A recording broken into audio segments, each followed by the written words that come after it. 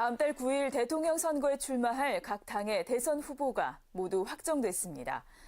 현직 대통령 탄핵이라는 초유의 사태를 겪은 만큼 새 대통령을 뽑는 일에 더 신중해야 될 텐데요. 한국선주교 주교회의는 사형제와 낙태, 핵발전소, 또 일본군 위안부 문제 등 교회가 관심을 갖고 있는 사회 현안들에 대해 대선 후보의 의견을 묻는 검증 작업에 나섰습니다. 보도에 김혜영 기자입니다. 대통령 선거를 한 달가량 앞두고 주요 5개 정당의 대선 후보가 결정됐습니다. 촉박하게 치러지는 조기 대선인 만큼 시간이 빠듯하지만 정책 검증을 소홀히 할 수는 없습니다.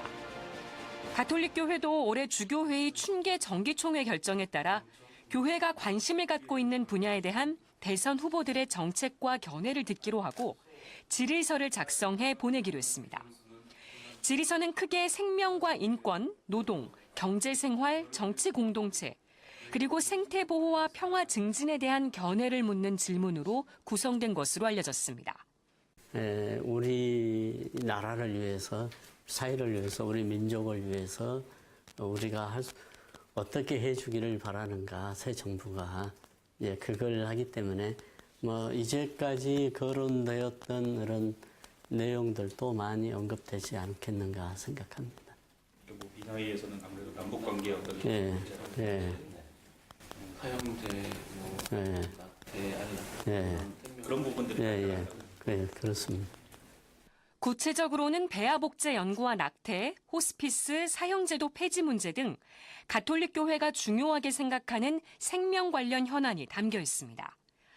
세월호 진상규명과 핵발전소 문제, 청년 보장제를 비롯한 노동 문제와 노동조합, 4대강과 복지 등 각종 사회 현안에 대한 질문도 포함됐습니다. 또 사드 배치와 남북대화, 한일 군사보호협정 폐기와 같은 안보 분야 견해를 묻는 질문도 들어있는 것으로 알려졌습니다. 주교회는 이번 주말까지 각 위원회에 회람을 돌려 질의 내용을 확정하고 다음 주 월요일쯤 대선 후보들에게 최종 질의서를 발송할 계획입니다. 이후 17일까지 후보들의 답변을 받아 정리한 뒤 선거 전에 전국 각 교구의 주보와 홈페이지에 실어 신자들의 올바른 선택을 도울 예정입니다.